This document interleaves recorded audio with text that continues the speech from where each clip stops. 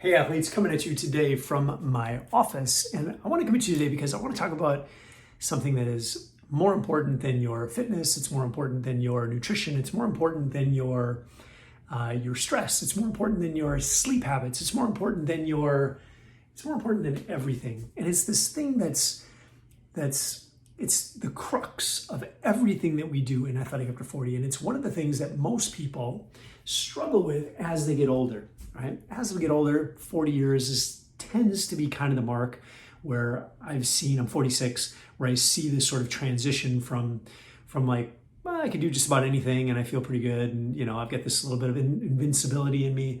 And then when the 40-year mark comes, physiology changes, thoughts change in our head, things just kind of shift, right? And it's, I always like look at some of my friends who are similar age to me, and I'm always amazed at the people who have tremendous hearts and who I love, but don't take that good care of themselves. They look like they're 60.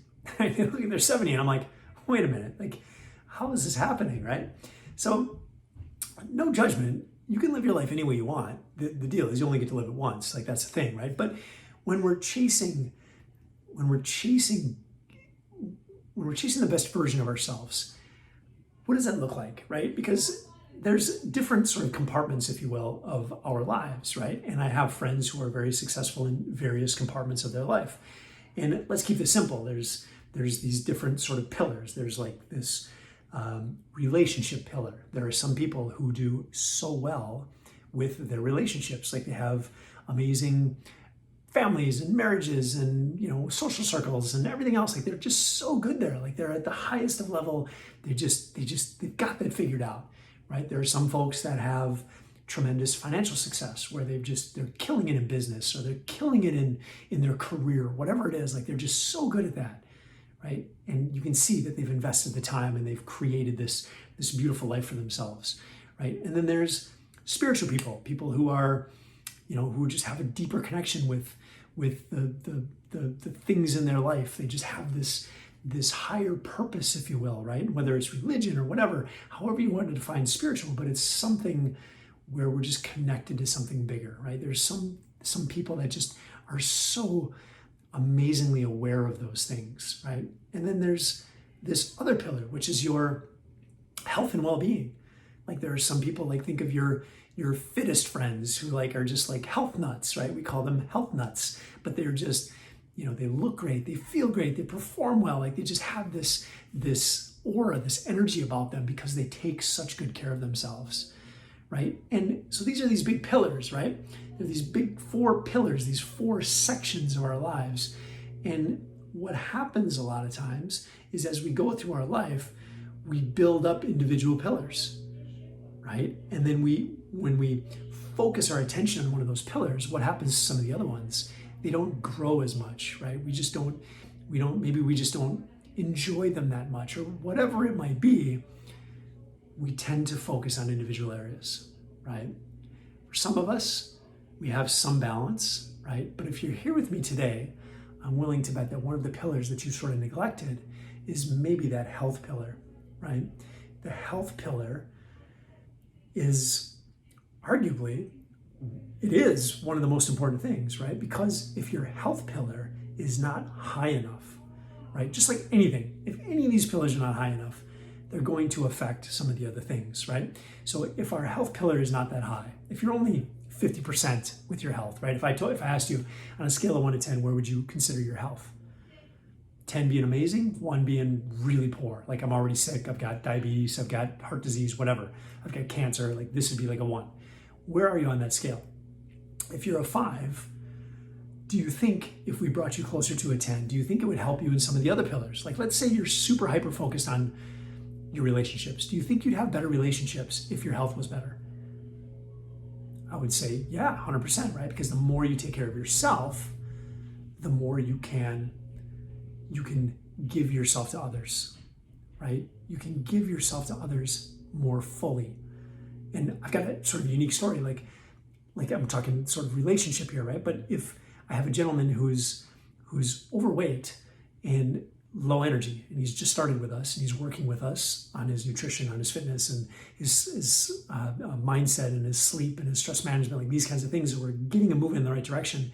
And he had an incident years ago where he saved a kid from drowning. This kid was drowning in a neighbor's pool, and he jumped in. The kid was not breathing, gave him CPR, saved him, and saved the kid's life. Right? He's literally a walking superhero, right? Like he's a freaking superhero. He saved a kid's life. And there was a bunch of other people there that didn't really know what to do, but he sprung into action. He did it. That's amazing. If he doesn't take care of himself, if he wasn't in good enough shape to be able to jump in that pool and save that kid, what possibly could have happened? Right? Like his ability to keep himself in a, back in the day in a high health position was what helped, or at least contributed to the success of the story, to this beautiful story, right? So we have to take care of ourselves. If I'm a dad, if I want to be the best dad that I can be, do I want to be super healthy, or do I want to be at a 5, right? Can I be a better dad at a 10? It doesn't mean I'm going to be, but I have more opportunity there, right? Like we still obviously have to make good decisions, but again, whenever we can improve that health pillar, whenever we can raise that up, whenever we can bring that up closer to 10, it allows opportunity for us to build those other pillars as well. Everything can come up. Everything goes up. Everything gets better. Whenever you take better care of yourself, everything else can get better. There is more opportunity in your life to be a better dad, to be a better husband, to be a better person in the community. My wife literally just got a text from one of my neighbors who runs a huge nonprofit where he delivers food to all of the underprivileged families in the Raleigh, North Carolina area. And they're having some trouble. They're overworked. They don't have enough help because a lot of their help is volunteer. And they messaged us and they said, hey, can you come? We got to unload this truck. And like, we just can't get it done fast enough. And you know what? I'm like, I have the time, so I'm going to go do it.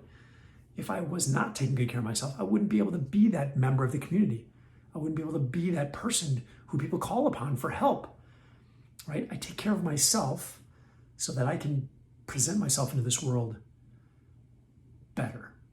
I want to be active in helping others. I want to build those relationships. I want to help. I want to make the world a better place, right? And the only way that I can really do it to the highest level that I know that I'm capable of is by taking good care of myself, right? What about financial? Like, can you improve your financial situation if you're healthy? Yeah, 100%, right? If I don't take care of myself, and I hate to be, I don't want to sound like I'm being judgmental, but here's the truth, and nobody wants to hear this. If you're trying to get a better job and you're overweight, out of shape, don't take care of yourself, what are the chances you're going to get hired for that, get that promotion, get that new job, whatever? Or maybe you're an entrepreneur and you're trying to present to the world, kind of like I'm doing this right now, right? You're trying to present yourself to the world to help others.